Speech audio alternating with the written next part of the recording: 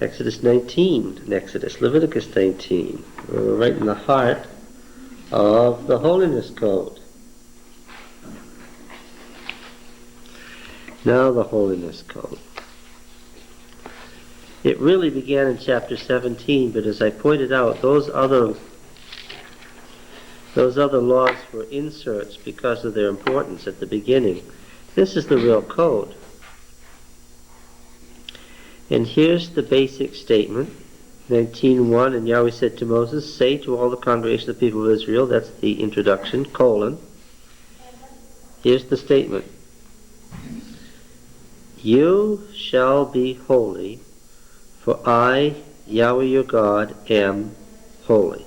Of course, it's a play on Yahweh, the to be verb.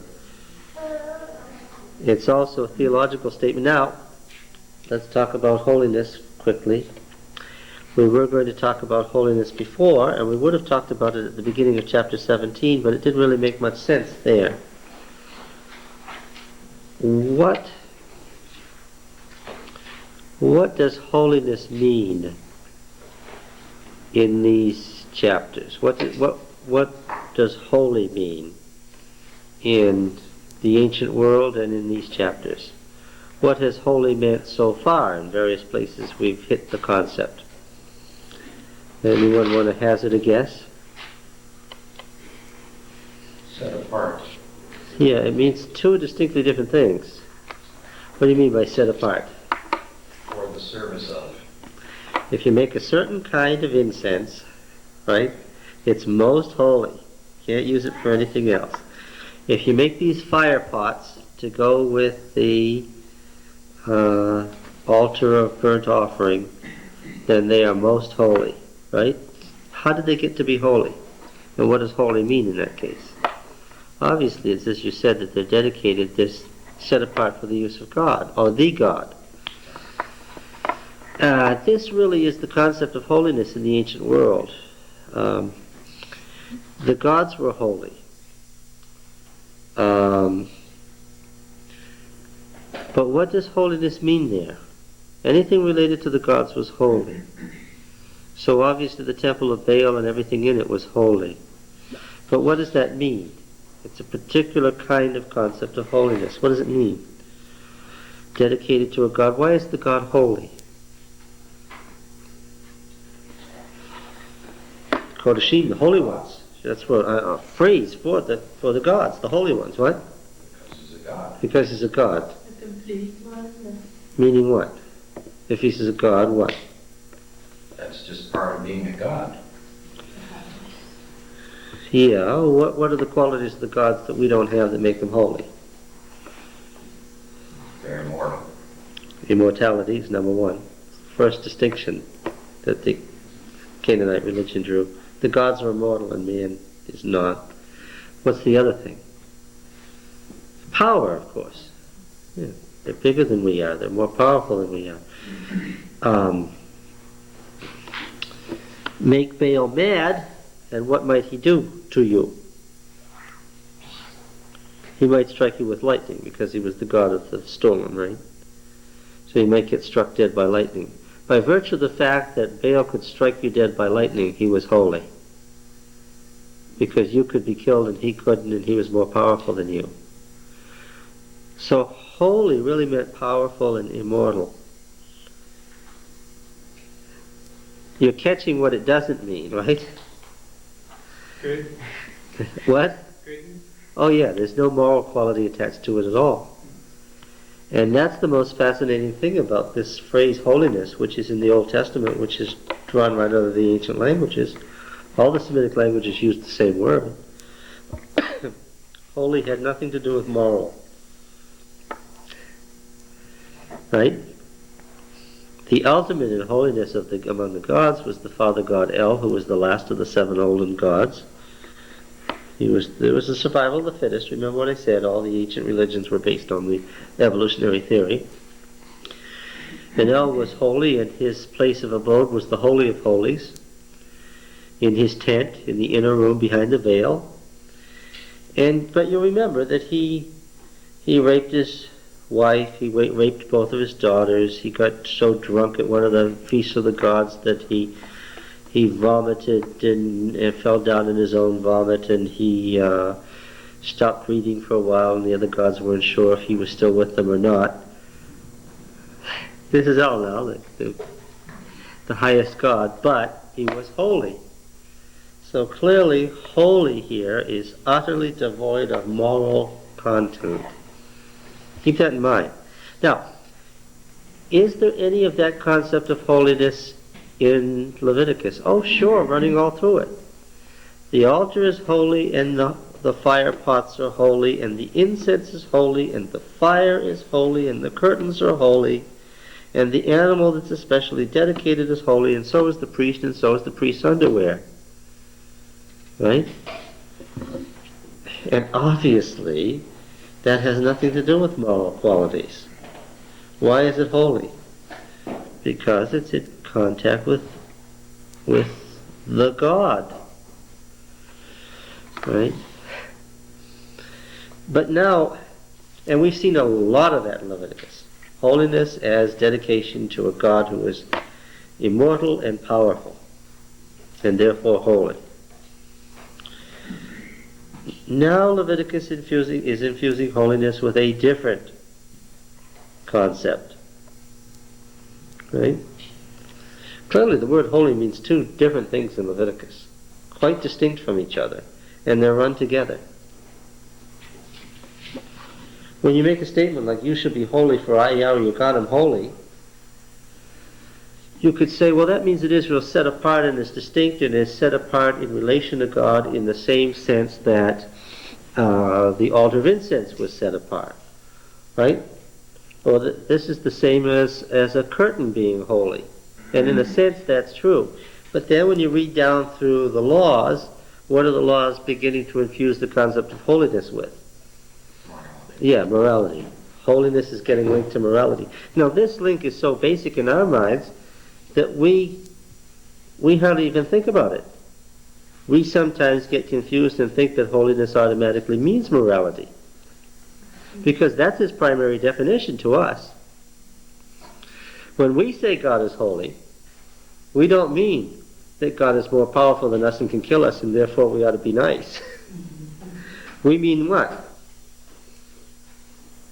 That God is absolutely, transcendently, and the absolute in morality. That's what we mean. That He is the pattern for all morality in the universe, and has set up the universe to be moral. That's a whole different thing. And let me say that this second concept of holiness is unique to the Old Testament. Okay? I'm constantly talking about sameness and difference, how the Old Testament is the same as the surrounding ancient world and how it's different. Here's the biggest difference. Yahweh is holy in a sense that Baal is not. Yahweh is holy in a sense that El never would be holy. Yahweh is demanding in this. Baal demands offerings, right? Baal demands ritual. Carry out the ritual and what? You balance the authority of the gods of the upper world with the gods of the lower world and what? There your duty ends. Now, having done that, what can you do? Yeah. And that's, isn't this our big complaint with the Catholic religion? Mm-hmm. You've divorced ritual and the grace that comes from ritual from life, action, motivation. Okay? So, the basic motivating statement, you shall be holy for I, Yahweh, your God, am holy. Every one of you shall revere his mother and father. Oh, let me say this. These laws are in a whole bunch of different forms in 19. Some of them have a refrain, I am Yahweh. Some of them have a refrain, I am Yahweh, your God. Some of them are absolute apodictic laws. Some of them are case law. Separate them out. Separate the refrains out. Separate the form out. And what do you find? You find one set of 10 laws and another set of 9 laws and a bunch of additional related laws added to them. Indicating what to most scholars? That the core of Leviticus 19 is what? Is a pair of decalogues, probably emanating from two different temples, but nevertheless Decalogue, because by now we've gotten used to the idea that for Israel in its earliest period, the law was what? Was a set of 10 statements, 10 words from God. And while there are lots of different decalogues now, like chapter 18 was built around one, and chapter 19 is built about two more sets, and while we saw 3 sets of decalogues in Exodus, nevertheless we've gotten used to the idea of the 10 laws originating in the Exodus period. How did they get so complex as they are here? Well, people use these laws for many centuries. Actually, it's really the very conservative nature of the religion and the very conservative nature of what goes on in the temple that the laws are so old and so archaic and undeveloped as they still are, that you can still go behind the current text and find what the original probably was, is because laws in a temple don't change much. Society changes and so a law might be expanded, but what? The basic law is going to be there. Okay, for I, Yahweh, God, am holy. Verse 3 should really begin a new paragraph, shouldn't it?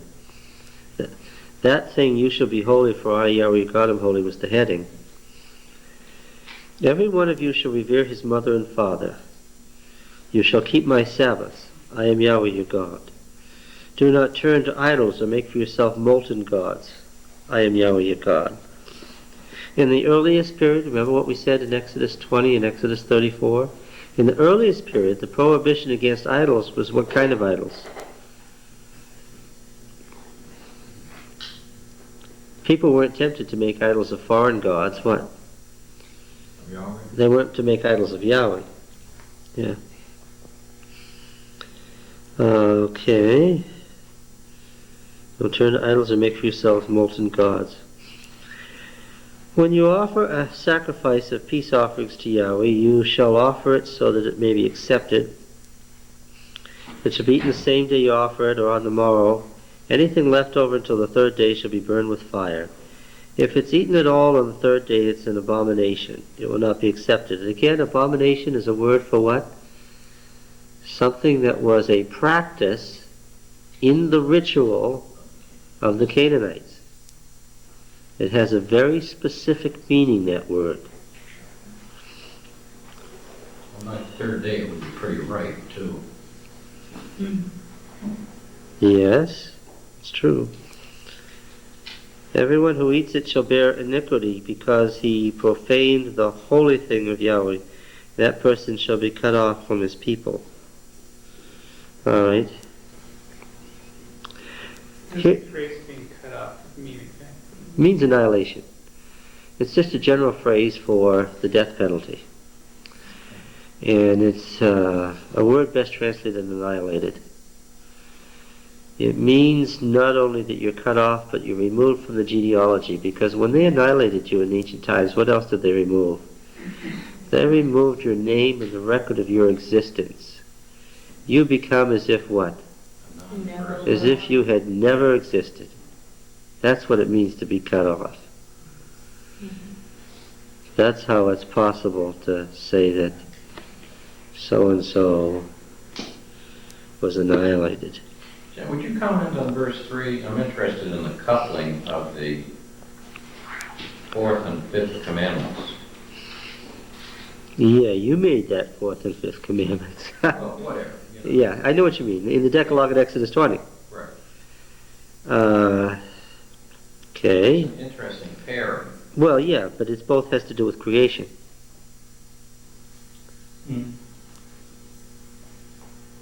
Doesn't it? Isn't the priest linked a relationship to parents and clan to observance of the Sabbath, because both had to do with how people were created? Right. Okay.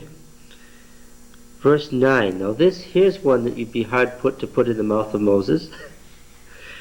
When you reap the harvest of your land, you shall not reap your field to its very border, neither shall you gather the gleanings after your harvest.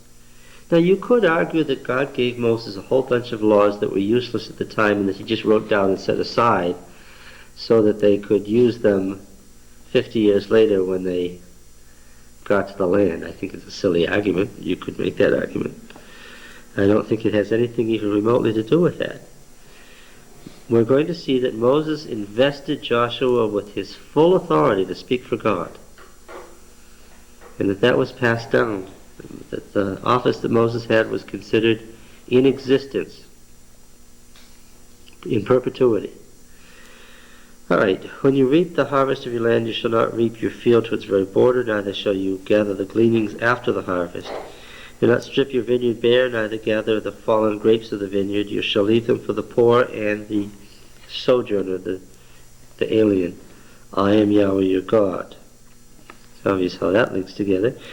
You shall not steal, nor deal falsely, nor lie to one another, and you shall not swear by my name falsely, so as to profane the name of your God. I am Yahweh. What are the other refrains? You shall not oppress your neighbor or rob him. The wages of a hired servant shall not remain with you all night until the morning. That is to say, how often did people get paid? And when did they get paid? Every day. Every day when the work was over at sunset. The original payment was not bills, and it wasn't coins. What was it? Kind, whatever they Yeah. probably were working on. Yeah, so that when you went home, what did you have with you? Food to eat. That was the idea, so that you could go home and feed your family. That's what this is addressed to. You shall not curse the deaf or put a stumbling block before the blind. Here you can see the theme is oppression of people who are helpless before you. But you shall fear your God. The implication being you are helpless before me. I am Yahweh. Shall do no injustice in judgment. You shall not be partial to the poor or defer to the great. Now this phrase we've seen a number of times and I like it. It's a pairing. It's fair. Don't defer to somebody because they're poor and feel sorry for them and pervert justice because they're poor. Or likewise, what? Because they're rich. But in righteousness shall you judge your neighbor. Yes, let's stop right there and founder upon the word neighbor. The word neighbor has a specific connotation in these passages. Who's your neighbor? Fellow Israelite. Yes, your fellow Israelite. It's not the Canaanite, because if you came upon the Canaanite, you weren't to love your neighbor as yourself, you were to what? Kill him. The neighbor is not the Canaanite. It's the Israelite or the sojourner who has accepted the laws of Israel. You shall not go up and down as a slanderer among your people, and you shall not stand forth against the life of your neighbor. This is as a witness, of course. I am Yahweh. You shall not hate your brother in your heart, but you shall reason with your neighbor, lest you bear sin because of him. You shall not take vengeance or bear any grudge against the sons of your own people, but you shall love your neighbor as yourself. There's the famous law, and in its context it's very clear who the neighbor is. Right? This is in a specific setting when they were in holy war with the Canaanites. Now, of course, centuries later, when this has all become codified and ceremonialized, how did the Jews use it? The Jews, not the Hebrews, but the Jews of a much later day, how are they using it? You're to love your neighbor, but what? Hate your enemies. Hate your enemies, which was anybody who was not a Jew, right? So, of course, everything that Jesus said aroused controversy. Everything he said aroused controversy, and there was always someone trying to trip him up. And so somebody asked him this famous question, and who is my neighbor? They wanted him to say that your neighbor is not the Romans and not the Samaritans. They just wanted him to say what he was supposed to say. They wanted reassurance that he would say what he was supposed to say. But the implication of what he'd already said was outside the bounds of Jewish tradition. That's why he was asked the question. And what did he do? The story wasn't about a good Jew who helped a Samaritan. The story was what? So perfect. So perfect. A way of, yeah, right? It really was. Yes. He didn't tell a story about a good Jew who helped a Samaritan. What? Told a story about a good Samaritan who helped a Jew. Now, what were you going to do with that? That completely trapped the questioner. And what was the answer then? Anyone who needs your help is your neighbor? Yes, and the symbol of that was this good Samaritan. Oh, it was tremendously ironic. I'm sure there were people who understood exactly what Jesus did and laughed at the implication of how he did it. All right. Okay, famous passage, but you shall love your neighbor as yourself. I am Yahweh. And what was it here? By the way, we're not in outward acts now, are we? The Holiness Code doesn't deal merely with outward acts. It goes to motivation. It goes to internal impulses, right? What does it say here? Don't hate your brother in your heart, lest you bear sin. Don't bear a grudge. Don't try to take vengeance. What are we talking about here? Vengeful feelings, grudges, hatred in the heart. What are we talking about? Motives. Internal. You shall keep my statutes. You shall not let your cattle breed with a different kind. You shall not sow your field with two kinds of seed, and there shall not come upon you a garment of cloth made of two different kinds of stuff. Well, it's clear what the theme is, but this is certainly a paragraph that reminds us how far removed they are from us. You know, But they're trying to keep the entropy down. you want to see, yeah, Physics. you want to see, in the suit, you want to see, when you pull the suit off the rack, you want to see that there's some wool in it, right?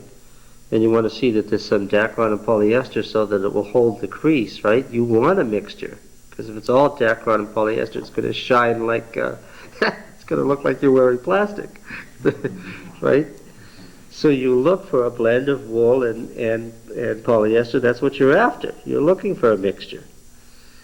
And 3565 is about the right choice for most business suits. But now, here, what is this? What is this? Sweat a lot in the summertime, I'll tell you that. Why this kind of sense of order? It's an interesting law. The kings of Judah rode on mules.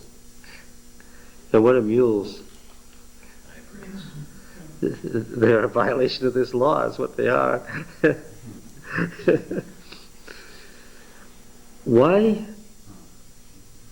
So when they say cattle here, they don't mean what we think of as cattle. They just mean sort of big domestic animals. Yeah, oh yes. This doesn't mean cows. This is a word that means domestic animals. Well, what about the two kinds of stuff in the field, two kinds of things in the garment? Wasn't this usually done as a cheat, though? These things were traditionally done in the ancient world as sort of cheats. You mixed some of this with something else that was supposed to be all wool, but it wasn't really, so you made a little more money than you should have. Oh yes, there's an impulse here that has to do with evil intent, certainly, and who's being beaten on the side of the head again here in this verse? Who's being attacked? The Canaanites. Yes. If you don't understand that the Canaanites are being attacked, then the verse is puzzling. But it's another one of those kinds of the Canaanites. The idea is the Canaanite society is a total jumbled up mess, and everything it does it messes up. And what? The thing that's going to characterize Israel is what? Order. A kind of super order, a super hierarchy of things. Well, you could imagine, at least as far as crops go, if all your fields were always a mixture of all different kinds of stuff, then what if you wanted some pure wheat? You'd have to go through and sort the grains grain by grain. Or even if you wanted to get some pure seed to sow. I mean, naturally a mixed field would produce mixed seed unless you took some. Or even if you wanted to rotate the crops just for the good of the soil. Yeah. You can't do that if you're throwing everything in together. And it's just the viewpoint of the priestly writers that that's typical of Canaan, and that's what we don't do, and that's what God has told us not to do. Alright. See, we're not in this fight with the Canaanites, so some of these laws look funny to us. When we read the book of Joshua, we'll find out how much of a fight they really were in with the Canaanites. Israel survived, but Joshua and Judges shows what? That Israel survived what? Only just barely.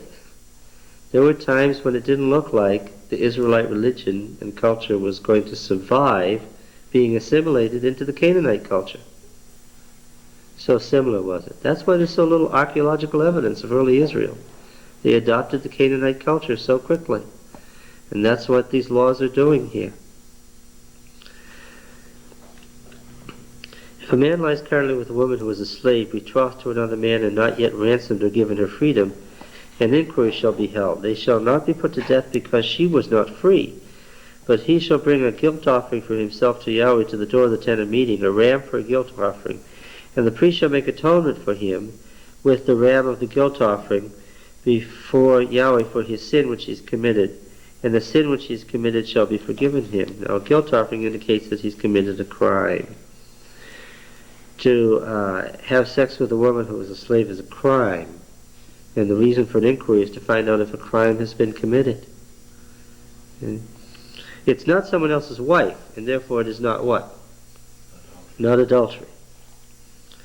They had quite a different plan for adultery. Have sexual relations with someone else's husband or wife, they had a real ready plan to deal with that. What was it? You'd be stoned, and that's that. Which would be, of course, a very, very strong deterrent to adultery. When you come into the land and plant all kinds of trees for food, you shall count their fruit as forbidden 3 years. The 4th year, all the fruit shall be holy, an offering of praise to Yahweh. But in the 5th year you may eat of their fruit, and they may yield more richly for you. It tells you that they may yield more richly for you right in there. I am Yahweh your God. A law for planting a vineyard. You shall not eat any flesh with the blood in it. We've seen that often enough. That's clearly a law that descends right from God. Why? Because every one of these law codes, what? It shows up. Yeah. You shall not practice augury or witchcraft. You shall not... The thing holding this paragraph together is things done in the pagan religions. You shall not round off the hair on your temples or mar the edges of your beard. That verse is about these modern haircuts. It's better in the King James though, John. Is it? Better in the King James. Yes. You shall not round the corners of your heads.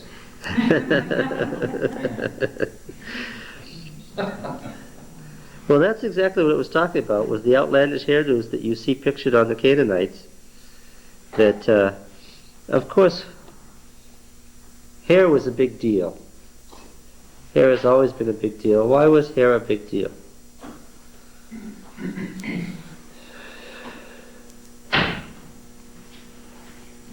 Oh, it's not hard to figure out, is it? Why was hair such a big deal?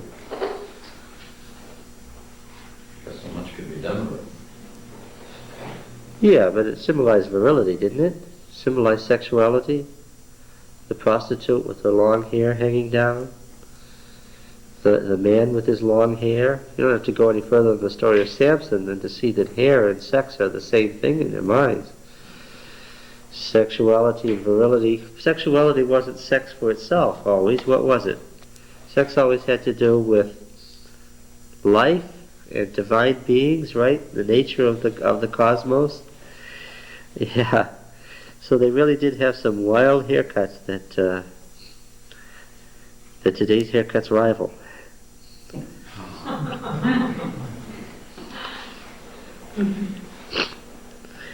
You shall not make any cuttings in your flesh on account of the dead, or tattoo any marks on you. I am Yahweh.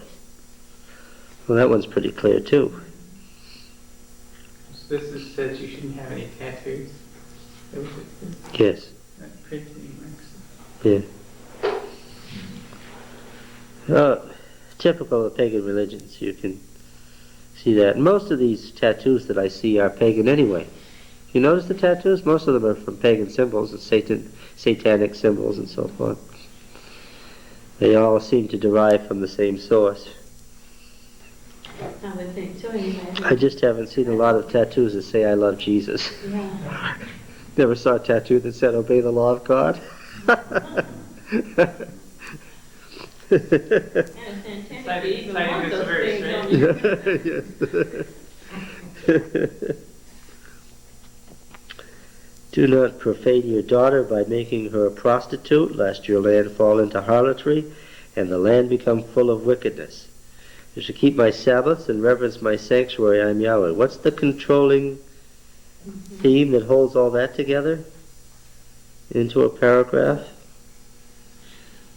Well, where was the prostitution practiced? In the temples on the holy days. Okay. So Sabbath observance did not include prostitution here. It's remarkable that they had to be told that, isn't it? Yes. Do not turn to mediums or wizards. Do not seek them out to be defiled by them. I am Yahweh your God. A wizard is a magician. What's a medium again?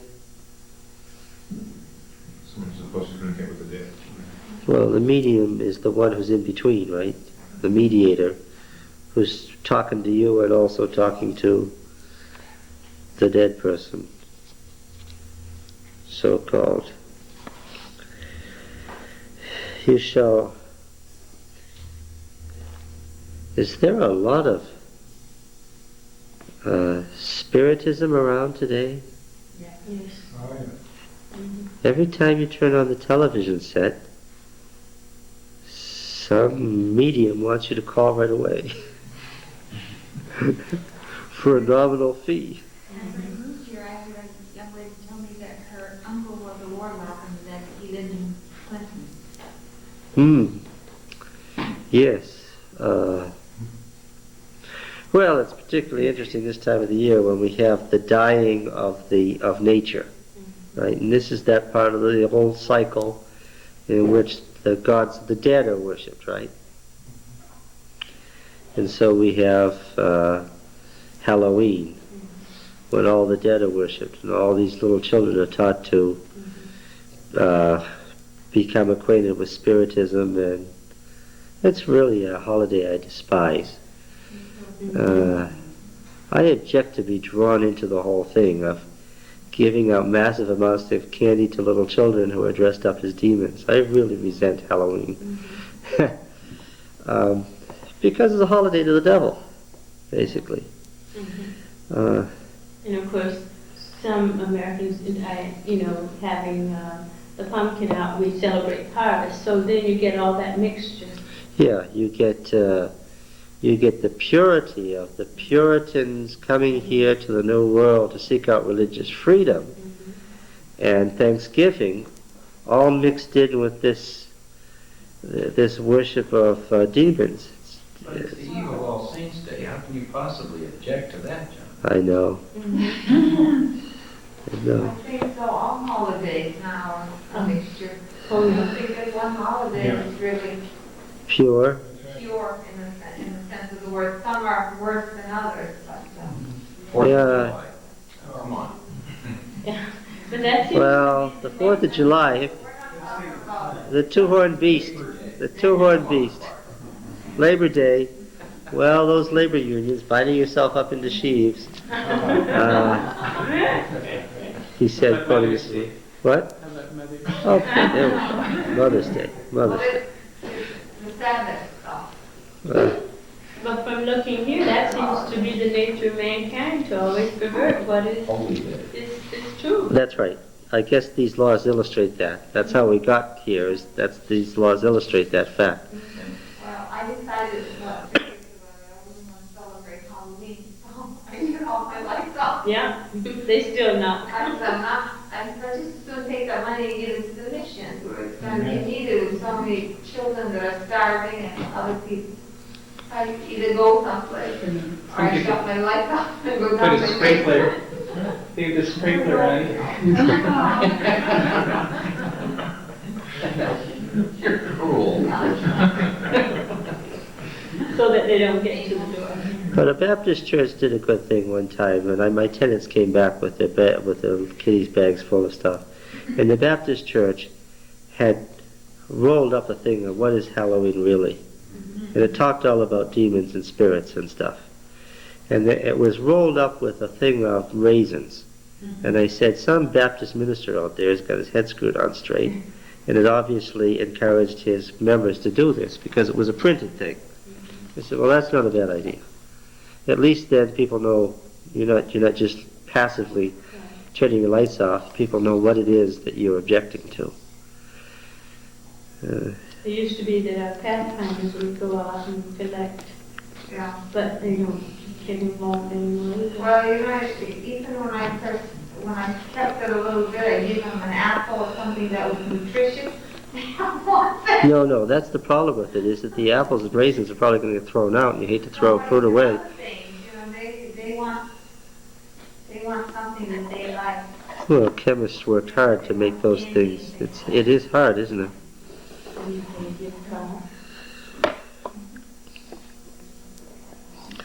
All right, well, on to verse 32. You shall rise up before the hoary head and honor the face of an old man, and you shall reverence your God. I am Yahweh. When a stranger sojourns with you in your land, you shall not do him wrong. The stranger who sojourns with you shall be to you as the native among you, and you shall love him as yourself. For you are strangers in the land of Egypt. I am Yahweh your God. How does this fit with killing the Canaanites? Oh, this is like the Gibeonites. Anybody who was willing to accept the law of God and obey it could sojourn there. And couldn't become full members of the congregation until the 10th generation, but that's a different story. You shall do no wrong in judgment in measures of length or weight or quantity. You shall have just balances, just weights, a just ephah and a just hin. I am Yahweh your God who brought you out of the land of Egypt, and you shall observe all my statutes and all my ordinances and do them. I am Yahweh. Do you see the conclusion there? The conclusion clearly stated. All right. So this, actually, chapter 19 was the original full extent of the Holiness Code. The rest of the code has grown up around this.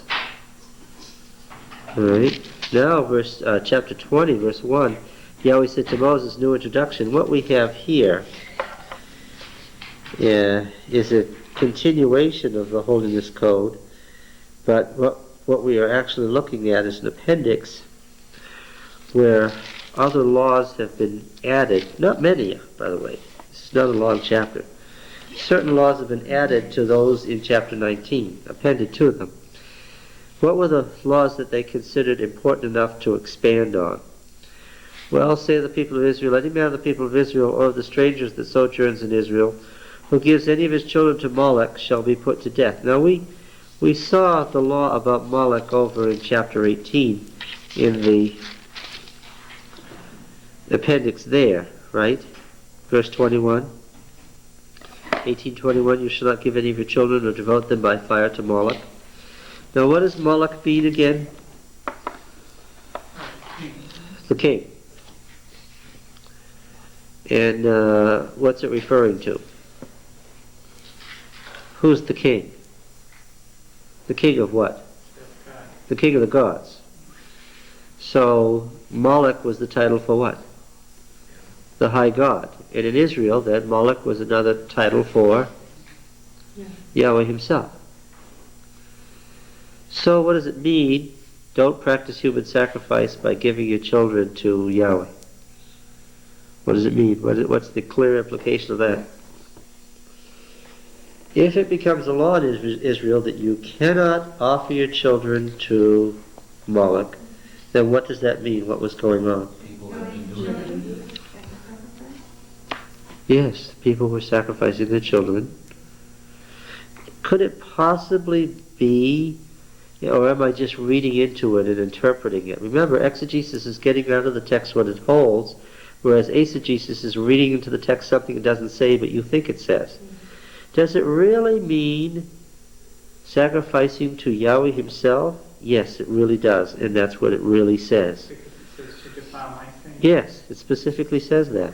Any man of the people of Israel or of the strangers that sojourn in Israel who gives any of his children to Moloch shall be put to death. The people of the land, which is a phrase for the leaders of the tribes, shall stone him with stones. I myself will set my face against that man and will annihilate him from among his people, because he has given one of his children to Moloch, defiling my sanctuary and profaning my holy name. Wait a minute. People didn't do the sacrificing, the priest did. He's talking about his sanctuary here. They brought the sacrifice to the priest, and the priest did the... So we're not talking just about someone bringing your child and sacrificing them. We're talking about a priest in a temple, or participating at the very least in the death of the child. Well, 17:7. Remember the blood law that made it a capital punishment crime, a capital offense to kill an animal? It was considered murder to kill an animal, except by reason of sacrifice. Remember that? Right. That law was to do something. So they shall no more slay their sacrifices for satyrs, after whom they play the harlot. And it says that they may bring their sacrifices which they slay in the open field. Israel took over the high places. These behemoth, these high places, all through Palestine. When they found a sacred grove or a high place, what did they do? This sacred grove they didn't cut down. What did they do? They converted it to Yahweh, and what? They offered their sacrifices there. And there was a remarkable tendency to follow what ritual? Yeah. So, if there was a high place on my property, I might take it over and make a church out of it, a temple, and then conduct my own sacrifices? Judges. Some of these stories are really incredible. You have Jephthah. Yeah, Jephthah's one. I was thinking of Micaiah, who... Where is it? Just about the time he got himself his Levite. Judges 18? Yeah, I think it is, because it's the lead up to Judges 19. Yeah, that's right. Do you all know this story? Beginning in chapter 17? How Micah hired a Levite, made a priest, and put him in the holy place in his house. Then the Danites came along and stole him and the silver and all the stuff from the sanctuary he had built. They took his idols and his priest. His Levite, rather. There were 600 of them, so the Levite figured out what was best to do. They took his graven image, his ephod, his teraphim, and his molten image. The priest stood at the entrance of the gate with the 600 men. And it says in verse 18 of chapter 18, and when these went into Micah's house, they took the graven image, the ephod, the teraphim, and the molten image. The priest said to them, "What are you doing?" They said to him, "Keep quiet. Put your hand in your mouth and come with us. Be to us a father and a priest. Is it better for you to be a priest to the house of one man, or be a priest to a tribe and family in Israel?" The priest's heart was glad, so he took the ephod, the teraphim, the graven image, and went in the midst of the people. And so forth. Yeah, they were making high places and installing priests from the Levitical family hither and yon. It's one of the points of the Deuteronomic historian. This would have been at a time when they had no leader. No. Well, no, that's the axe that the Deuteronomic historian had to grind. Well, that's a special problem in the Book of Judges. We'll see whether that's true or not. Because there was no leader in Israel and every man did that which was right in their own eyes. It says that at the end of the Book of Judges, the Deuteronomic historian was working awfully hard to prove that the monarchy was justified. And there were a lot of very conservative people who didn't believe a word of it. But that's because the Book of Judges, as it now stands, has a particular purpose that we'll get to when we get there.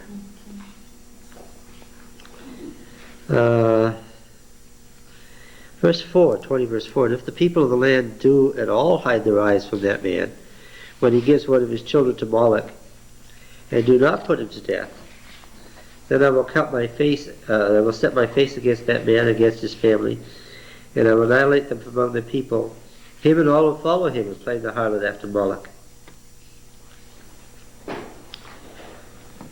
Part of their central code, does it indicate that it was a real problem? Oh, the fact that the law is so extensive that God himself is going to seek to annihilate the person and his family. What does it tell you? Look, verse 5 doesn't make it. You think that Moloch really means Jehovah, though, or at least... You know what the word syncretism means? You know what synchronize means. Yes, syncretism is the process of blending two different religions. This is an attack on the Yahwist religion. This is an attack on the Yahwist religion as it was practiced with Canaanite practices. If you take Christianity and you mingle certain pagan customs that were around in the Greco-Roman world, what do you come out with at the other end of the tunnel? Catholicism, right? On those feast days in Mexico, they're still worshiping them. Those Indians of the descendants of the Mayans, they're still worshiping those Mayan gods. What did they do? Brought the two religions. Well, the Mayan god, they gave a saint's name, and they worshiped that god on that saint's day, which happens to fall on, you should read the Mayan calendar, you can see, well, that day was the day of worship to that god. That's syncretism. That's what this is against. If a person turns to mediums and wizards playing the harlot after them, I will set my face against that person and cut him off from among his people. Why the repetition of the thing about mediums and wizards? Consecrate yourselves therefore and be holy, for I, Yahweh your God, am holy. Clearly the repetition of the mediums and wizards indicates what? They had 900 numbers. Yes, you did. No, I mean, it was a regular business. Yes, it was very available. The folks wanted to speak to the dead. They wanted to know about their own future. It's a real temptation to see what grandmother will tell you, right?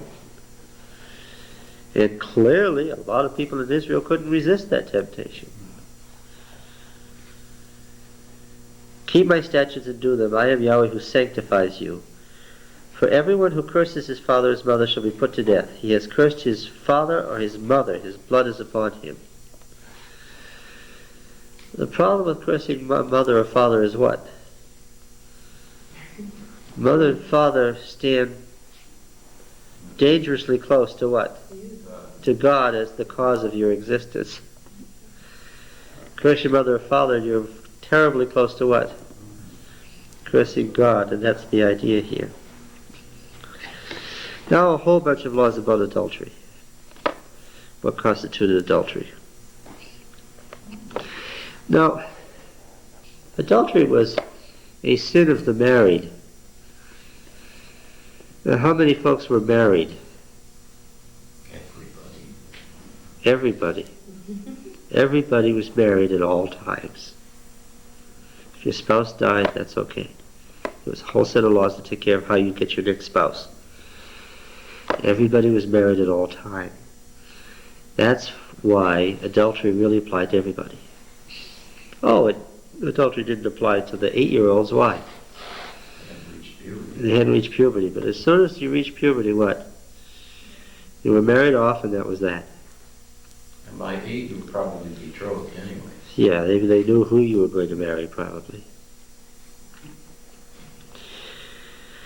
So, these adultery laws really had to do with, as I said in chapter 18, we were looking at the structure of the family.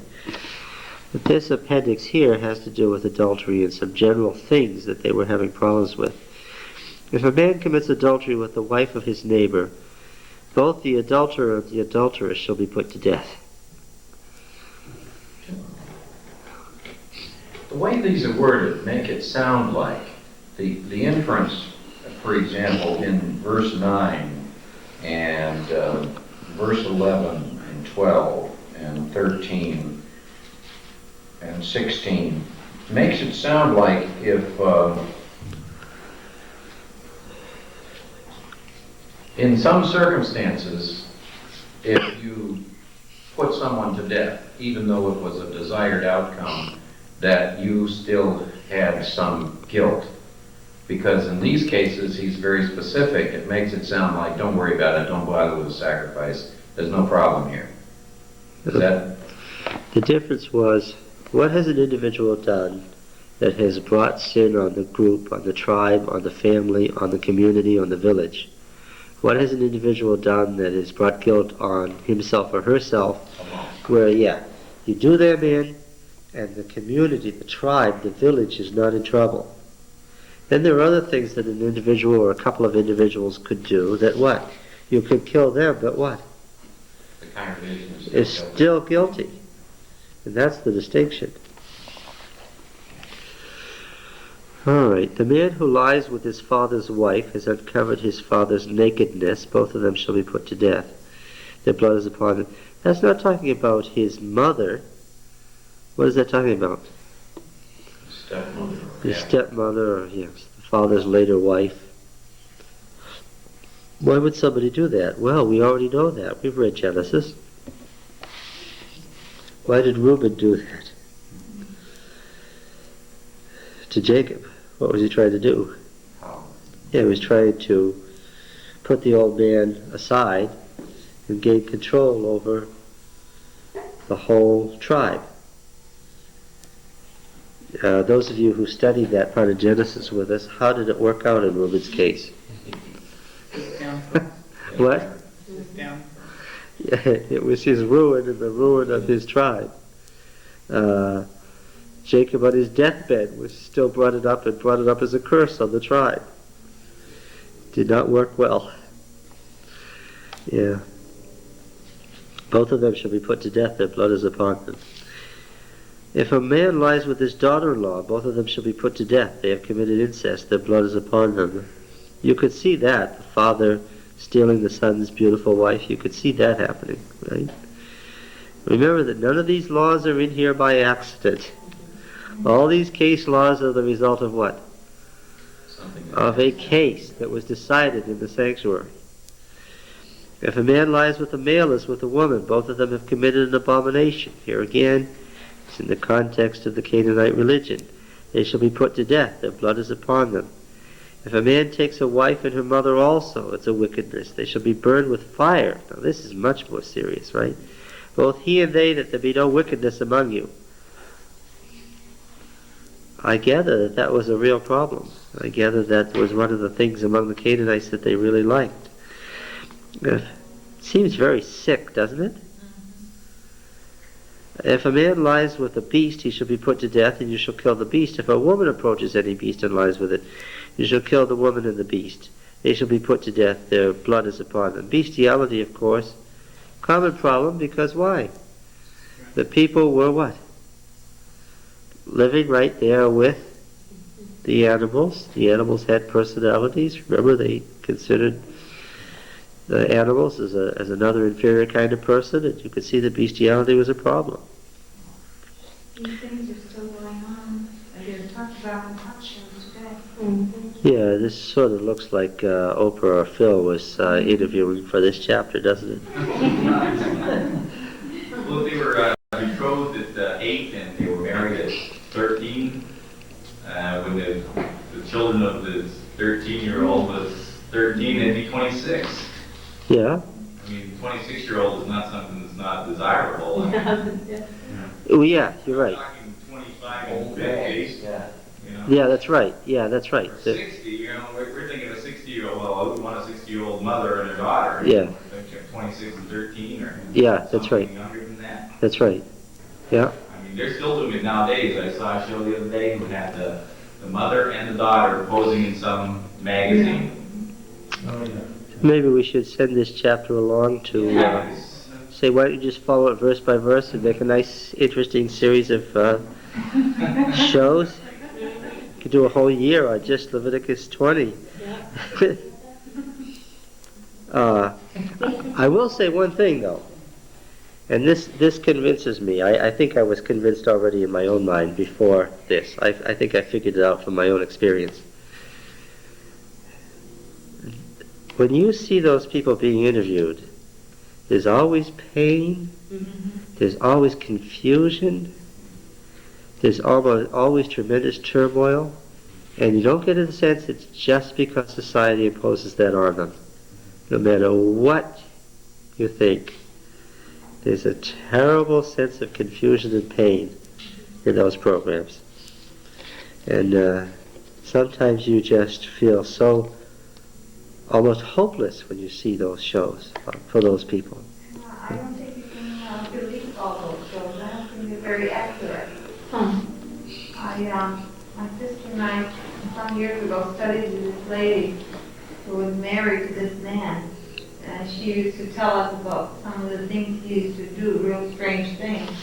And 6 months down the line, I was watching on Sunday morning a program, and she was telling me her ex-husband's new wife was interviewed on it, and they were trying to say that because he was in Vietnam, that's why he was doing some of the things he's doing now. But if he did those same things, you know, way before he went to Vietnam, before she even knew he was going to go on TV. Yeah, that may have made it worse. When I listened to this, I said, you know, here they have this woman on here, and her husband committed suicide, and he was this way all along, and she was blaming it on something else. Well, the interviewers are always humanists. You understand, as much as you like Oprah Winfrey or as much as you like Sally Jesse Raphael, they're humanists. They're approaching the problem from a purely humanistic point of view. And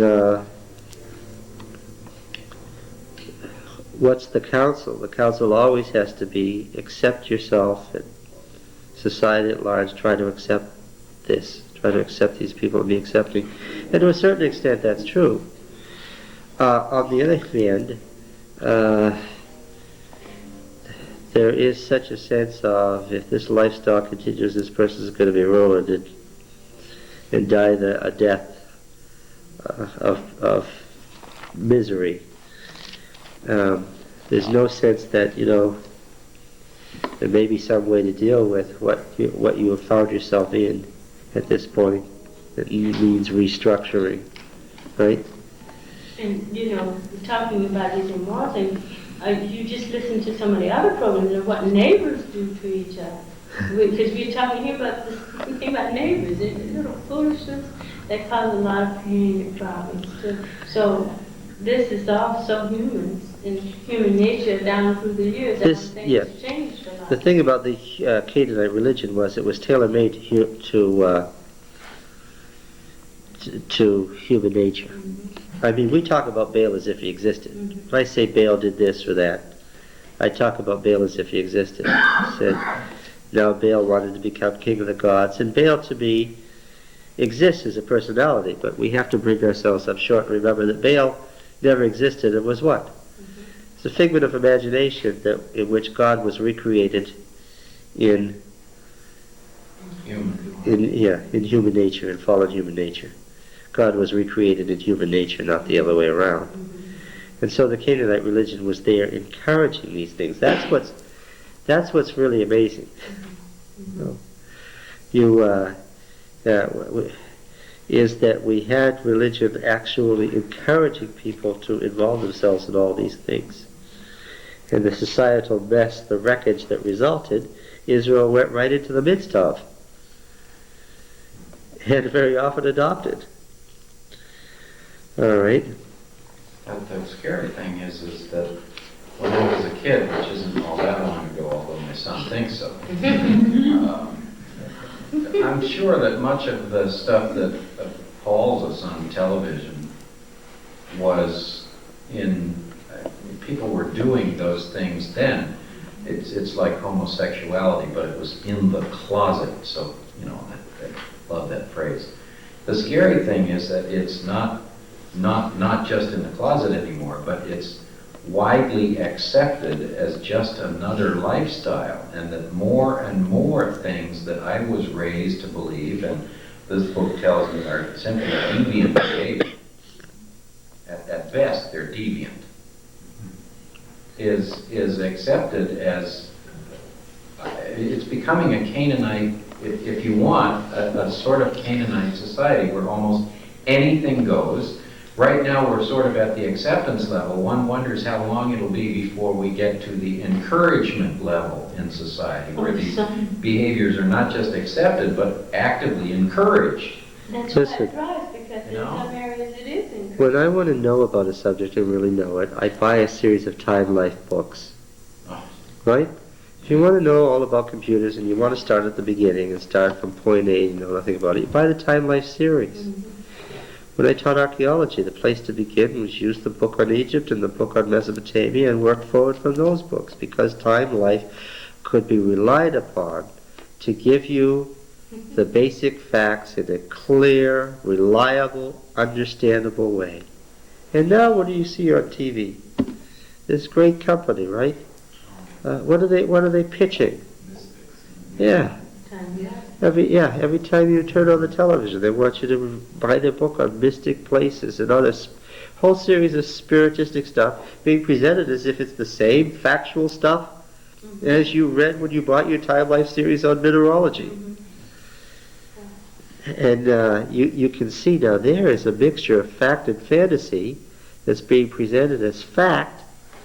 That how is someone raised now in this environment to know that isn't just the reality about the universe? Going back to what you just mentioned, around 4 summers ago, there was a lady who was interviewed in Boston of having been operated on, and at 30 years of age, she was pregnant. She was changing from a woman to a man. She lived as a man. She came here as an ADP student. She was here on campus, walked around, and people were buzzing about the fact that she was here. Well, then he. Yes. No, she was a she. Oh, she was a she she then? changed back to a she. Oh, she changed back. Then she was going around as a she. She was on was it Three Angels? She was interviewed by Mrs. Kretschmeyer as being going through all of this trauma of being a woman, being a man, and coming back to being a woman. Certainly sounds traumatic. And Wait a minute. That same morning, I heard her being interviewed on another talk show. She went back to being a man. And at night, she was interviewed by Mrs. Kretschmeyer as being a woman. So she's the only person, she declares she's the only person in the United States who's made this operation that many times. A woman, a man, a woman, a man. Well, I feel sorry for the person. I just feel sorry for the person. But they do it with zippers, I wonder. You almost know where do you begin? Where do we begin to deal with this problem? Man, search for what? Truth? You could say that the priests of Israel didn't deal with these problems. Could you say that? Would that be the truth? What was the question? Could you say that the priests of Israel didn't really deal with these problems? What did they do? It's amazing what they did. Surrounded them with ritual. When this problem came up and the act had been committed and it was proved, what did they do? Stone. And they killed the people, and that was the solution to the problem. But you know it. But that's a wild age compared to ours, isn't it? But we talked about some weeks ago about them stoning people, and someone said, but that was probably few and far between. But to me, I don't think it was. No, I I don't. mean, I don't think the stoning was few and far between, because people were constantly doing things and getting caught. And They stoned a couple people that we know about in the wilderness. And then there were various plagues caused by God himself where he caused people to die. But my impression from the Levitical literature here is that there came a point in the center period of the Judges where if Israel was going to exist, what? They had to get tough with some of their problems. And they sought God clearly, and the person, the judge who had the authority of Moses, was told what? The way to deal with these problems is what? Right now. Yes, is to get rid of them. And my impression is that maybe there wasn't much stoning in the time of the Exodus, but later on, it's pretty clear from here that what? There was a period when there probably was a lot of stoning, but there was a lot of weeding out when a lot of people died. That's because, sin, when sin isn't checked, according to the Bible, when it should be, things just get mushroom, and then it takes a lot of doing to get back on track, and a lot of people. Well, I know that from my own experience, and other people know it too, that unless you have to, you don't do a lot of things. I know that there are a lot of sins where if I knew I was going to be killed for, I could find the strength of character to resist them. When I first came into the Adventist church, when I first started to go, we had a minister, and he was a missionary in Africa, and he said when he was there, you could go there, nobody would steal a thing from you. He said you could leave something, the natives would even watch it to make sure that nobody would touch it. And he said that adultery happened maybe once in every 100 years. He said when it did happen, he said they took the two persons together and put them on an anthill and tied them up, and the ants would eat them. And he said and you could hear them screaming all night, the pain. And they said once in 100 years only, people had to be reminded, not that I'm in favor of that, but, because this is something that they did. There's no question. Xenophon remarks when he was going with Alexander that the Greeks were amazed at how orderly the Persians were. And he said you'd see people occasionally without hands, without eyes, with their teeth broken out. And the thing that Xenophon recorded was that the orderly society he laid to what? The fact that under Persian law, this famous law that doesn't alter, that if you committed the crime, the law doesn't alter, what's going to happen? You're going to get that penalty, and Xenophon said that he thought it would be good if the Greeks did that, though of course they never did. Yes. And this sort of is the problem we're having today in what we call modern civilized society, that you're talking about man doing with man and women with women. It's never anything really been done about it, so it's sort of being accepted. First, as someone said, in the closet, now it's in the open and it's being accepted. And now they're going further, they're demanding rights. And the only right that they have is to change their behavior. Now we're talking about two different things. We're talking about whether in a humanistic culture where you don't have God running things, whether a person has a right to say, I have a right to a job, I have a right to vote, I have a right to exist, apart from your prejudice against me because you don't like what... However, when talking about this thing about being able to resist sin if you know that the consequences are really going to be there.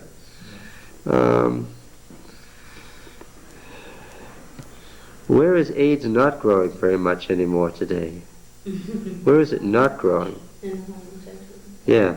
Where is it growing? teenagers, among heterosexuals, among drug abusers, the people who haven't got the message yet. But it's interesting. When the homosexual community as a community got the message, what happened? There was reform. When the penalty was death, guess what? People could manage to deal with it. Yes. To make whatever behavioral changes were necessary. And I think that speaks volumes all by itself to what we're talking about here, about the effectiveness of a true death penalty. I'm talking about a true death penalty. Well, let's be We clear. don't have a true death penalty. That's The behavior that caused the AIDS has not been reformed. It has merely been rubberized. no, that may be true. We're not, But, that's a different, I see the point you're getting at, but that's not. But even that is a reform that wasn't going to be made. Right. Yeah, even, right, even that was. yeah. Well, But don't you think, and at least as Adventists, even though people choose to do, just like in ancient time, they chose to do these things, that is the privilege that God gives to mankind. But He says, if you do thus and so, death will occur. But He doesn't say, I'm going to stand right there and make sure you don't do it. yes, that's the interesting thing about it. Verse 17, if a man takes his sister, a daughter of his father, this is a half-sister, isn't it? Or a daughter of his mother, and sees her nakedness, and she sees his nakedness, it's a shameful thing that should be cut off. Seeing the nakedness. I said this way back in Genesis 9. Seeing the nakedness is not just a visual thing, it's to have sexual relations. Right? Again, who's being cursed in Genesis 9 for what Ham did? Let's just go back there and remind ourselves what that was about, because this law is the law that bears on that and explains it. I wanted to say, and I forgot to say, that the story of Abraham and Isaac in Genesis, what is it, 22? I said this at the time in Genesis, but it doesn't make much sense in Genesis because you're too early in the Bible for it to make much sense. Nothing that was written about the patriarchs was written by accident. The story of Abraham sacrificing Isaac was really a story talking to Israel about what? Don't do what? Don't sacrifice your children to God. God forbade that a long time ago. Here's when and how He forbade it. Is it, going back to that story, Abraham didn't seem to be terribly shocked by this requirement of God, and probably because it was current in his day. He sacrificed at the high places of the Canaanites. The Sinai covenant views Abraham as only preliminary, and Abraham was being told no human sacrifice. This was news. Yeah, in Genesis 9, what does it say here? It was Ham who did this, but what does verse 24 or 25 say? When Noah awoke from the wine and knew that what his youngest son had done to him, he said, "Cursed be Canaan, a slave of slaves shall he be to his brothers." He also said, "Blessed be Yahweh my God by Shem, and let Canaan be his slave." Shem is the Semites, of course.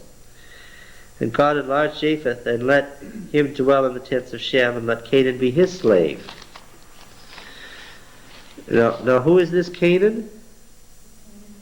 The Canaanites, yes. And what was it again that Ham did? He stole his father's fertility by looking on his nakedness, it says. It's a nice way for saying that he practiced oral sex on him. It's the time of the new wine, the time of the seed. Okay? And the equation of wine with semen was common in the ancient world and in the Canaanite religion. It was pretty clear. The Bible writers didn't see any need to tell you what you would have known if you were reading at the time. Okay, now, So sees the nakedness. Be cut off in the sight of the children of their people, back in Leviticus 20. Can I ask this question? Yeah. How could there be any Canaanites after the flood? All we had was the descendants of Noah. Well, but who were the Canaanites according to Genesis 9 and 10? Good question. Descendants of Canaan. Yeah. Of Ham. Of Ham. Okay. Ham's eldest son is Canaan, and the Canaanites are Ham's son. The curse on Ham is a curse on the Canaanites, and that story in Genesis 9 is a polemic against the Canaanites and their sexual religion. And it's a polemic against having oral sex with your father in the spring. And why is it there? Because it was happening in Israel. And somebody needed to be told, no, God forbade that way back after the flood. Yeah. Yeah. This was slow going, wasn't it? When we say that they were blinded and debased by slavery and their long relationship to the heathen, I'm quoting Mrs. White now, would you say that was true? Yes, I would say that was true in ways that the Victorian Mrs. White never even dreamed of. Because in the 19th century, they didn't know about a lot of these things. The ancient world hadn't been dug up yet, and they read a lot of these things and didn't even catch when they read them what was being said. Yeah, but they had Victorians who kept them from seeing a lot of it too. Oh yes, the Victorianism, they wouldn't have believed That's right. that anybody in Israel Even was though it was happening, practicing oral right? sex on his father. If you had said that to Mrs. White, she would have been appalled. But nobody would have had the nerve to do that, yes. We talked about in Genesis how the author's view was that they knew about the Levitical system all the way back Yeah. to creation. Yeah. Would the presumption have been that things like human sacrifice were forbidden since? Since creation, and God had to reiterate it along the way. Yeah. The priestly writers only believe that Israel's getting back to the revealed truth that was already there and was lost. Right? That's a good view of Mrs. White's that's present in the Old Testament. That this isn't a new religion, this is what?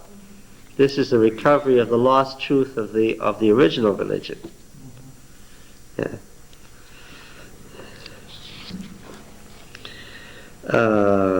All right. He has uncovered his sister's nakedness, he shall bear his iniquity.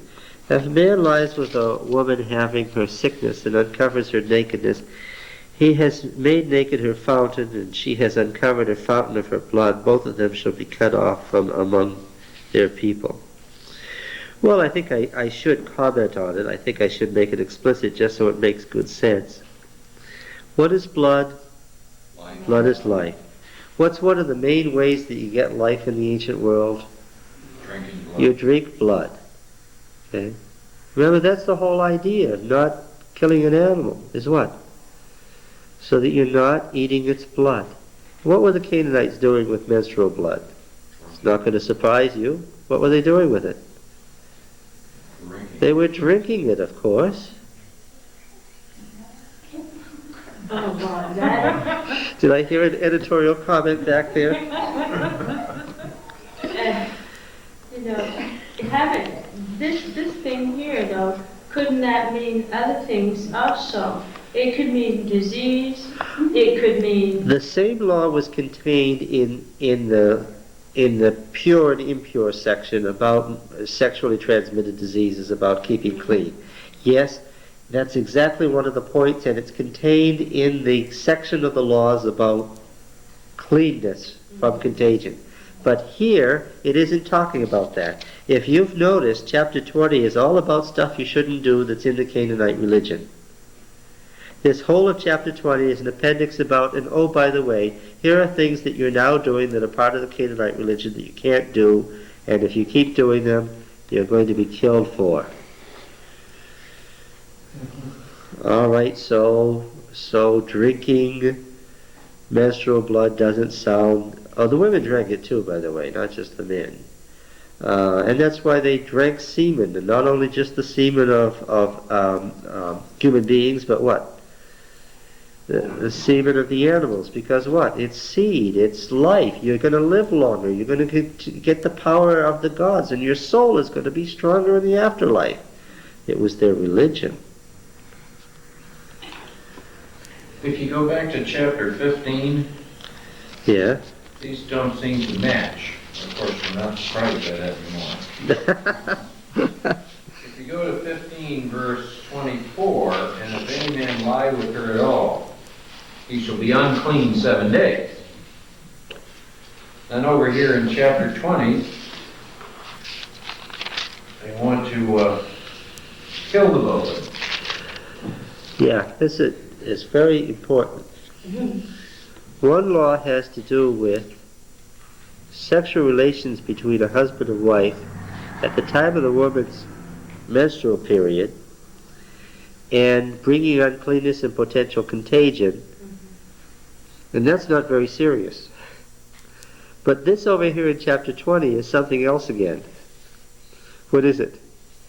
The fountain issue you're talking about, the drinking, the religious. Because it's a religious, Okay. it has religious connotation. Look, one is sexual relations between a husband and wife, normal sexual relations between a husband and wife in a normal setting at the time of the wife's menstrual period. The other is drinking the menstrual blood being as part of the ritual of the Canaanite religion. And you've got to, you do see that, There's a big difference. yeah. Yeah. They just, yeah, okay. Once you get down to it, it makes the death of the Canaanites, slaughter of the Canaanites, a whole lot more sensible, doesn't it? You finally reach a point where even God couldn't think of anything to do to straighten the mess out. But in destroying the Canaanites, he would have to have destroyed those within their group also, because they would carry it on. Well, see, what justification is there for killing the Canaanites if you're just going to replace them with the Israelites who are going to do the same thing? But all of this happens because the Israelites don't do what he commanded them to do In the first place, which was what? If they had done as he told them in the first place, they would have cleaned out the land in the first 6 He months. said That to, would have been the end of he it. said to kill the people, right? But that's not all he said. What else? Animals, Yes. This makes sense then, because I always wondered, why destroy the animals as well as the people? Yes. What else were they supposed to do? cut down. Tear down their temples, cut down their sacred groves, grind up their temples, grind up the stones, rip up the foundations, plow it into a field, cut down their sacred groves, cut down every tree. Don't say the tree is a good fruit tree. Cut it all down. What was the idea? Remove all remembrance. Just absolutely annihilate that religion or that society. But what? They didn't do it. But the cities were beautiful, and they were great, and they were rich. And as the Hebrews multiplied, they found that they could kill the people and what? Keep the cities. Mm. And high places and the groves and the animals and everything. And everything else. And that's exactly why Saul killed the king, but what? Kept the He stuff. kept all his stuff. And how did Samuel react to that? He was active. Because all the stuff is the culture that made up the religion. Right. And of course, the animals would have been used to be perverted. Oh, listen, now you've got animals that people have had sex with. And what are you going to do with them? Now you're going to bring them to the sanctuary and offer them to Yahweh. And Samuel was just about ready to kill Saul, and would have if the Lord had let him. This is the story of, you just don't get it, do you? That's what should be put over this chapter.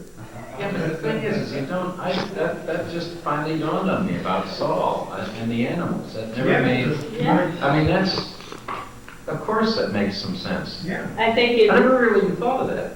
But, you know, when I've always read that account, I always wondered, well, why are they doing it to kill the Didn't even think of that bestiality. Yeah, but this is all brought to us courtesy of archaeology, Yeah. right? The first Palestinian excavation was done in 1919 after the First World War. You have to remember how recent that is. This is why it was dead before any of this was known.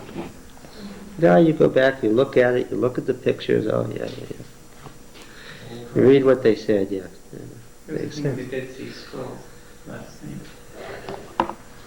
Yeah.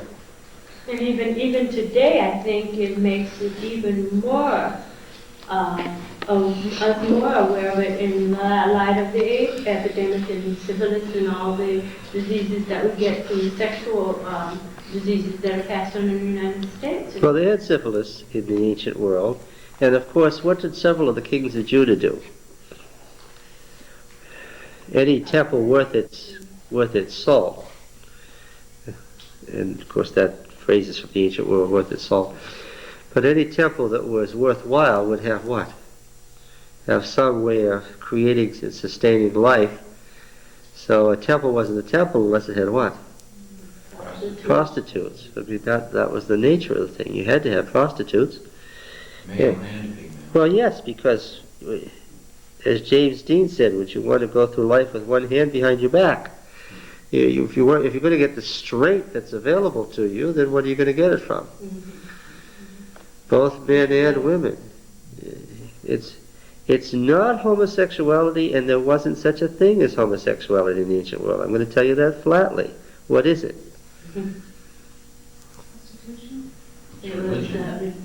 What was it? Those folks in Sodom were not homosexuals. They were what? They were, yes, they were ambisexual.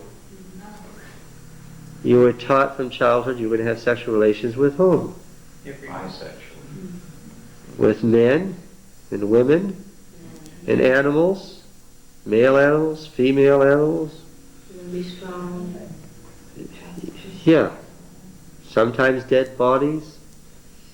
Yeah. So you need to know what it's addressed to understand it. Weren't there any women in Sodom? Well, sure there were. Who were they? They were the wives of those men. And were they upset? No. No. I'm sure some of them were, but what could they do about it? It was a part of the culture. But it being part of the culture made it part of you. But I don't think everybody accepted it, even though it was a part. Well, I can't believe everybody accepted what it. did God promise Abraham? Abraham had figured it out. He worked God down to what? 10, I think? 10? They couldn't find 10. And he was still worried. Yes, Abraham was still worried that maybe that's one of the great cities of Canaan, that maybe there aren't 10 righteous souls in it. He was just trying to get Lot out of there, and he got it down to the number of people he figured were in Lot's family. That's basically what he did, but what he hadn't counted on was what? Lot had no influence over his family, which is something that Abraham, being the person he was, didn't count on. I just realized what I did in doing that. I remember when I first started taking the classes, I said, but most of the people in the world are good people anyway. Yes. And you said to me, are they? Are they really? Yes. That doesn't account for human nature. Yes. All right. You shall not uncover the nakedness of your mother's sister or your father's sister, for that is to make naked one's near kin. They shall bear their iniquity. If a man lies with his uncle's wife, he's uncovered his uncle's nakedness. Now this is like, but originating from a different source, like the laws in Leviticus 18. They shall die childless. If a man takes his brother's wife, it's his impurity. He has uncovered his brother's nakedness. They shall be childless. All of this then, oh, by the way, there's one misplaced law. This existed as a scroll, and one of the laws fell off the end of the scroll. And where would they write them? If they found a misplaced piece of something, where would they put it? They'd put it in the margin or at the top of the thing or at the bottom at the end of the scroll. Verse 27 is after the conclusion. It's one misplaced law. A man or a woman who is a medium or wizard shall be put to death. They shall be stoned with stones. Their blood is upon them. It's said in a number of places, don't consult mediums or wizards. You'll be put to death if you do. And here it says what? The mediums and wizards will be put to death. In other words, this should be verse 22. Yeah, it should be verse 22, or somewhere in their chapter. Now, as I said, Leviticus 11 to 15 was edited out of the Holiness Code and put in front of Leviticus 16 so that we'd have this theology of purification right up to the purification of the sanctuary. But this conclusion really shows where Leviticus 11 was. It says, "You shall therefore keep all my statutes and all my ordinances and do them, that the land where I am bringing you to dwell may not vomit you out. And you shall not walk in the customs of the nations which I am casting out before you, for they did all these things, and therefore I abhorred them. But I have said to you, you shall inherit the land, and I will give it to you to possess, a land flowing with milk and honey. I am Yahweh your God, who have separated you from the peoples. You shall therefore make a distinction between the clean beast and the unclean, and between..." Now this is the summary. Where has it mentioned this? It hasn't. That's because this is the result of editing. They took away the chapters and they didn't take away with it what? They didn't take the conclusion with them when they went. Make a distinction between the clean beast and the unclean, and between the unclean bird and the clean. You shall not make yourselves abominable. Aha, there it is. By beast or bird or anything with which the ground teems. Remember, part of the reason that they didn't eat a pig was what? It was abominable. That is to say, what? It was a sacred animal in the Canaanite religion. Beast or bird or anything which the ground teems, which I have set apart for you to hold unclean. You shall be holy to me, for I, Yahweh, am holy, and have separated you from the peoples, that you should be mine. Okay. This returns to the refrain that was at the beginning of chapter 19, right? The basic statement, I, Yahweh, am holy, therefore you shall be holy. And now, so this forms an inclusio, right? An inclusion, that is, a literary envelope, the beginning and the end. All right? So this verse 26 more specifically gives the idea of holiness as separation. When it talks about, I've separated you from the other people. That's right. Here the holiness is separation. All right. Chapter 21 is easy. After this stuff, chapter 21 is easy. Quite different. Yahweh said to Moses, "Speak to the priests, the sons of Aaron, and none of them shall defile himself for the dead among his people, except for his nearest of kin, mother, father, son, daughter, brother, or virgin sister," who would still be part of his family if she was a virgin sister. "Shall not defile himself as a husband among his people, and so profane himself." If your wife dies, guess what? If your mother or your father dies, then you can attend the funeral, but what? Or your virgin sister dies, you can make mourning for the dead, but what? If your wife dies, no. No mourning, no profanation based on the usual rituals for the dead in the Canaanite religion. You don't go through the mourning rituals that were customary in the ancient world. Verse 8, "You shall consecrate him, for he offers the bread of your God. He shall be holy to you, for I, Yahweh, am the one who sanctifies you. I am holy. And the daughter of any priest, if she profanes herself by playing the harlot, profanes her father, shall be burned with fire." Again, a very serious penalty. Why? Because there would be the constant temptation for the daughters of the priesthood to become what? Being by virtue of their relationship priestesses themselves, to become prostitutes. Temple prostitution is what we're talking about here. If they would then, would it be because they would be even esteemed holier or higher? Oh yes, remember Anat was one of the Baal's sister, who was also his wife because he married his sister. She was the goddess of love and war, the erotic goddess, right? It was her blood that everybody was drinking when they were drinking menstrual blood. And her menstrual blood flowed so deep that it came right up to her waist. Isn't that a wonderful thought, huh? And the people immersed, baptized themselves in it. Yeah, so this is why you couldn't eat the placenta and all that. Why you had to throw out the placenta and the umbilical cord. Why did God have to tell them that? Because, of course, being where they were and exposed to what they were, what did people do? They ate it. Ah, yes. All right, now about the high priest, the chief priest, verse 10.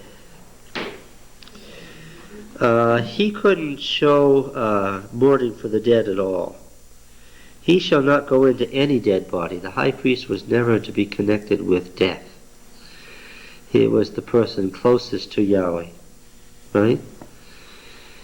He couldn't leave the holy grounds of the sanctuary, the temple square, that mile square. His wife was a virgin, verse 13. No widows, divorced woman, or person who'd been raped, or a prostitute. He couldn't take any of those as a wife.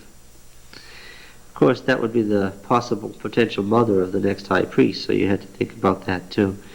Verse 15, that he may not profane his children among his people, for I am Yahweh who sanctify him.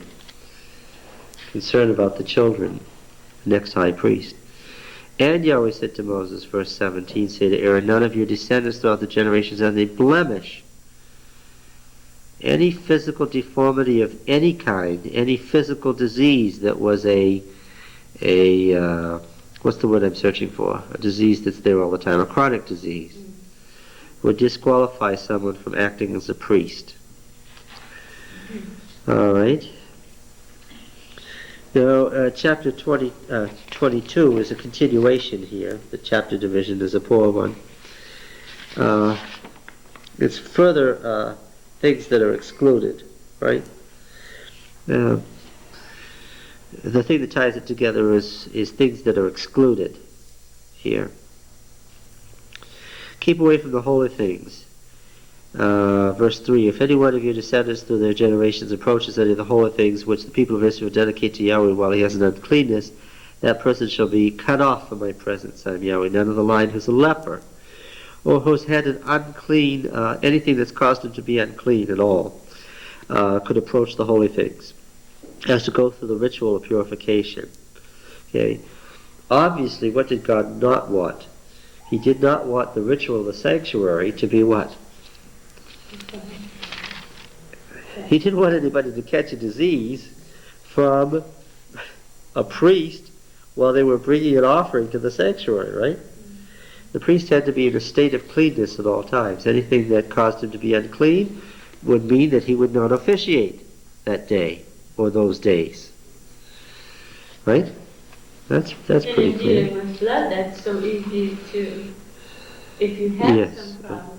Absolutely. The priests were not only the medical officers, but as the medical officers who were in contact with these things more than anybody else, they were more likely than anybody else to catch the attendant diseases.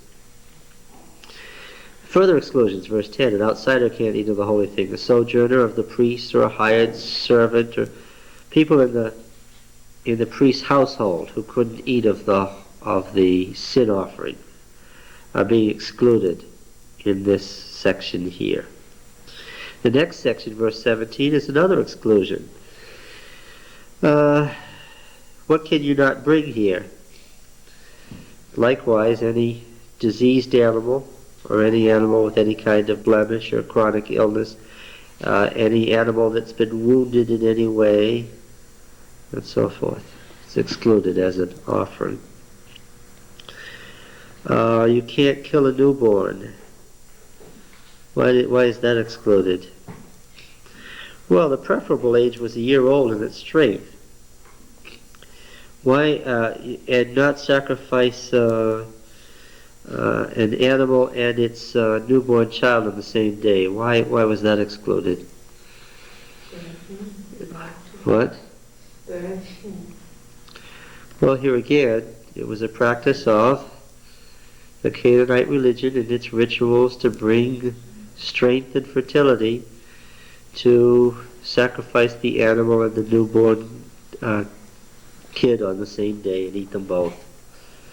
They thought they would capture the life of both at the same moment. That's the same thing as It's boiling the animal in its mother's milk, yes.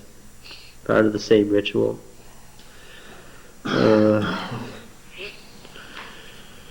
Verse 31 is the summary. So you shall keep my commandments and do them. I am Yahweh. You shall not profane my holy name, but I will be hallowed among the people of Israel. I am Yahweh who sanctify you, who brought you out of the land of Egypt to be your God. That's the separation motif. I am Yahweh. All right. I think we've got through the worst of it now. It's not fair to say that we'll do the whole Bible and skip the nasty verses, but anyway. The misfortune is that the Canaanites aren't dead, right? They're still right here. And every third movie is a satanic movie, right? That's skillfully adapted to make little Satanists. In the cartoons. Demon. Whatever happened to Snagglepuss and Bullwinkle and the duck and the mouse having fun? Whatever happened to Yogi Bear? You get him once in a while. Yeah, it's all Satanism. It's all from the ancient pagan myths. It's all on Saturday morning, too. That's pure coincidence, I'm sure. Yeah. They're mean. The cartoon characters are just vicious. They're not nice role models, nice, innocent little animals who talk to each other and are funny. They're mean, they're vicious, they're cruel, they're sadistic. You should put Bullwinkle and Rocky in the same category as those others. They are different. Yeah, but these guys are outer space alien creatures that turn into monsters and devour people, and blood drips out of their mouths. And, Fighting good throughout the universe, right? yeah. You know, this is typical of the way Satan has always introduced his forms of religion.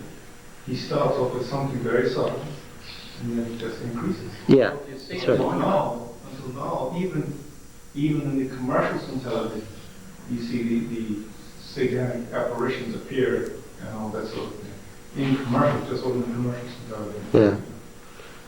If you see it often enough, long enough, it is at least no surprise to you. I remember a sermon connecting this with the easy way in which people will be deceived at the end of time by the appearance of Christ in various places in the earth. Why shouldn't they? They've come to accept that if it's on television, it's real. They've grown up with it. Yeah. That just seems like a given almost. Besides, they've been prepared to believe it by Yeah. what they've seen on TV and in the movies for years. Yeah. See, in the Canaanite religion, you went to the temples to view these murals and see the ritual reenacted. Now, when they reenacted the ritual and it came time for the god to kill his enemy, what did they do? They killed somebody in front of you. That's what happened. Somebody was killed. Now, when it came time for the god to kill the children of the enemies, what did they do? They sacrificed some children. I mean, that's what they did. And when it came time for the sexual parts of the liturgy, did they draw the curtain down? But there were children there. Yeah, so they did that too. Uh-huh. But something the young man back there said, he said Satan presents his satanic influence. But I think man is using the same argument that Adam and Eve used, that the serpent made me. Well, yes, And that's so true. man in all of his wisdom is deceived, but he accepts and he does and he follows. It is true that one of the points of the judgment story in Genesis 4 is that the serpent made me do it was not an adequate excuse to Yahweh. That the devil made me do it, or it's the devil pushed me to it, won't ever make it in any judgment scene. Okay. Now, the annual feasts. Now it's natural, after we've said what not to do, that there's going to be the annual feast. Now, the editors have played around with this chapter. Where's the beginning? Well, the beginning is in verse 4. These are the appointed feasts of Yahweh, the holy convocations, which you shall proclaim at the time appointed for them, colon. Right now you can recognize the beginning, right? You can see once upon a time. That's the beginning of the chapter. Well, what's this other thing? It's a second beginning that they had to write when they inserted the weekly Sabbath as an annual convocation, and that's why they have two endings. Let us read verse 37. Summarizing now, we just read the introduction in verse 4. Now here's verse 37, the summary. These are the appointed feasts of Yahweh, which you shall proclaim as times of holy convocation, for presenting to Yahweh offerings by fire, burnt offerings and cereal offerings, sacrifice and drink offerings, each on its proper day, beside the Sabbaths of Yahweh, beside your gifts, and beside all your votive offerings, and beside all your freewill offerings which you give to Yahweh. Do you see that as a conclusion? That's a summary statement. That's in the all lived happily ever after. That's the end. But then the chapter continues. And so we have another end in verse 44. Thus Yahweh declared to the people of Israel the appointed feasts of Yahweh. That's Moses declared to the people of Israel the appointed feasts of Yahweh. Why are the two endings? Because they have told us the story of the Feast of Booths twice. You'll see in verse 34 it says, say to the people of Israel, on the 15th day of the 7th month and for 7 days is the Feast of Booths to Yahweh, and so forth. Read verse 39 and you'll read, on the 15th day of the 7th month, when you have gathered in the produce of the land, you shall keep the feast of Yahweh 7 days, and the first day, da-da-da-da, and so forth. There are two separate descriptions of the Feast of Booths. Now, it's pretty clear to me what the editors did. They wanted 7. They came up with 6, and that just won't do. Why? Because 6 is the number of evil. Yeah? So what did they do? Well, they added the weekly Sabbaths as an annual convocation. Here's what it says. Did you notice in the summary in verse 37 or following that it says that these are the appointed annual feasts, verse 38, beside the Sabbaths of Yahweh. This does not include the weekly Sabbath. This is beside those. However, in the later editing, what's the first thing that's been included? The Sabbath. Yeah. So we read 23:1. Yahweh said to Moses, say to the people of Israel, the appointed feasts of Yahweh which you shall proclaim as holy convocation, my appointed feasts are these, colon. Number 1, 6 days shall work be done, but on the 7th day is a Sabbath of solemn rest, a holy convocation, you shall do no work.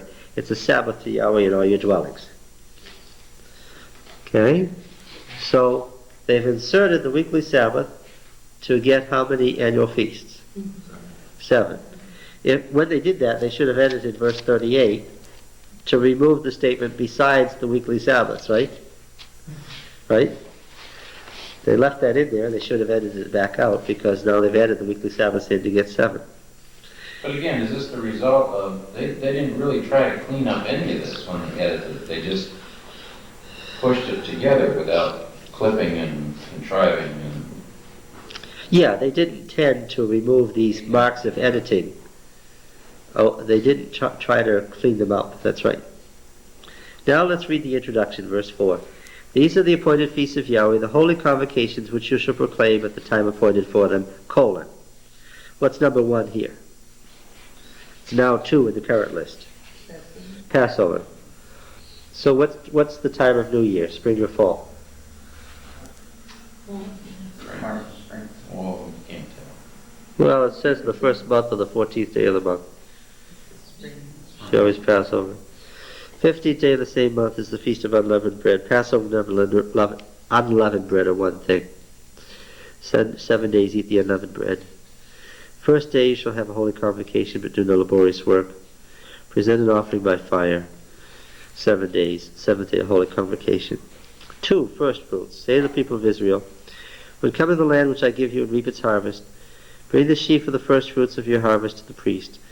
Wave the sheaf before Yahweh, that you may find acceptance. On the morrow after the Sabbath, the priest shall wave it. On the day when you wave the sheaf, you shall offer the following. It's a statute forever throughout your generations. Verse 15, and count from the morrow after that Sabbath, that day, from the wave offering, 7 full weeks, and count 50 days to the morrow after the 7th Sabbath, and bring the present of your cereal offering of new grain. What's this? What's happened in the 7 weeks? First fruits was the first maturation of the grain harvest. Pentecost is what? Is the bringing in of the harvest. Now we're offering the harvest itself, part of the agrarian cycle.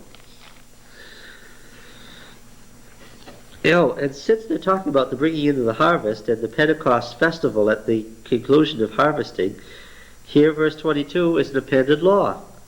It has nothing to do with the annual convocations, but it's along that same subject. And when you reap the harvest of your land, you shall not reap the field to its very border. You shall not gather the gleanings of your harvest. You shall leave them for the poor and the stranger. Somebody just dragged it in. Well, we're talking about harvesting, and there's that law about the harvest, so let's just stick it in here. What's trumpets? In the 7th month, on the first day of the month, observe a day of solemn rest, a memorial proclaimed with the blast of trumpets, a holy convocation. Well, it's the fall New Year's Day. And why did you blow trumpets in the ancient world? Of course, this has to do with the 7 trumpets in Revelation. Why did you blow trumpets? To announce the coming event, a great event, to gather the people. Yeah, for what? To gather them for what? What was the primary setting of trumpets? War. Oh yes, absolutely, war. Okay. What was the warning on the first day of the 7th month? That the people were being warned by the blowing of the trumpets. Something was going to happen. What was it? Yeah, it's the coming Day of Atonement, in which God is going to do what? Cleanse the camp. Yeah, which means what? What might happen to you if you don't take this 10-day opportunity? You have to... Yeah, you might get killed. So this is the announcement of God's war against evil, and that's what the 7 trumpets are about in Revelation, not surprisingly. Which means that Uriah Smith's interpretation of the trumpets leaves something to be desired. But that's a long way off from here. And then the Day of Atonement is the only one of these where there's no work at all. You afflict yourselves. And this is the only statement in the Bible, although we figured it out because the evening and morning were the first day. We already knew that you began the weekly Sabbath when? At sunset, though it doesn't say that anywhere. The passage that you've heard about is about the Day of Atonement. From evening to evening shall you keep your Sabbath. The Day of Atonement was to be observed just like the weekly Sabbath, from sunset to sunset. Okay? So all it's doing here is, it doesn't make this statement anywhere else, but we've already figured out that that's what it has to be. That from evening to evening is the time that the weekly Sabbath would have been observed. And so now they're making that explicit for the Day of Atonement. The Day of Atonement is the only one of the annual festivals that is on a par with the weekly Sabbath. They were having a big argument, see? We should begin the Sabbath when the sun sets Greenwich Mean Time in England. No, we should begin the Sabbath when it's 6 p.m. Who are the they I'm talking about? The early Adventists, yeah. And Mrs. White was pointed to this text, which now none of those other things make any sense. The Feast of Booths, not Tabernacles, that gives the wrong impression. The Feast of Booths. What is this thing here? 15th day of the 7th month, and for 7 days, the Feast of Booths. They camped out Yeah, why? to recreate the wilderness experience. But it's in the fall. It's the fall Passover. The gathering. Yeah, well, it's the fall equivalent of Passover. They had 2 recreations of the wilderness experience. The spring one was the recreation of the event of escaping from Egypt, and the fall one was the recreation of what? Of living in the wilderness. Not exactly the same thing. And this is told twice. verses 34 to 36 tell about the Feast of Booths and give us the same summary: solemn day of rest, do no laborious work. That's the end of the law. And then verse 39 repeats the whole thing in different words. Tells us about taking goodly trees and branches of palm trees and boughs of leafy trees and willows from the brook. Sounds a lot happier in the second description than in the first one. All right. We just have to say some brief word about chapter 24, and then we will be all primed for chapter 25, which is really important. Chapter 24 is an appendix. It's a funny appendix. I think they put this in here because they could find no other place to put it. It's a very strange chapter. There's some laws about attending to the holy place of the sanctuary. The holy place of the sanctuary only. How to tend to the lamp. How to make the showbread, which oddly enough is not said anywhere else. I was sure I read it somewhere earlier in Leviticus, and when that didn't pan out, I was sure I read it in Exodus, but it wasn't there. Where I read it before was here, in this chapter. So this is the only place we really find out how to make showbread. All right. Then suddenly we break into narrative.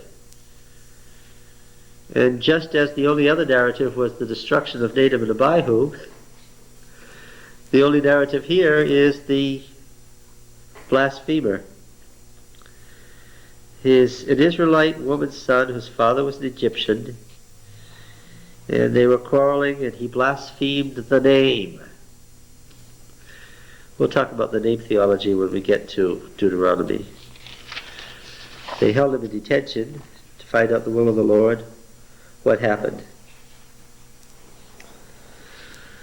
What was the answer? Stoning. Here's one of our stonings. Where was the other one? The man gathering sticks on the Sabbath. Yeah. Yeah. And so, this chapter has an introduction. The Lord said to Moses, command the people of Israel. And then it ends, thus the people of Israel did as Yahweh commanded Moses. But it seems to be about the stoning. Of course, it wouldn't be the people of Israel who would be attending the holy place anyway. That's an editorial introduction and conclusion. All right. Chapter 25, we're going to talk about the holy calendar. And when we're finished with chapter 25, we should be able to get 2,300 days equaling years without using Mrs. White. We ought to be able to derive 1844 from Daniel 9 without using Mrs. White after we're finished with chapter 25. All right. It's been fun. Next week? What time? 4:30? Could be earlier. Well, 4. let's not confuse people too much. Let's let them get back here. Half of them are wandered away this week, so let's do it at 4:30 again. And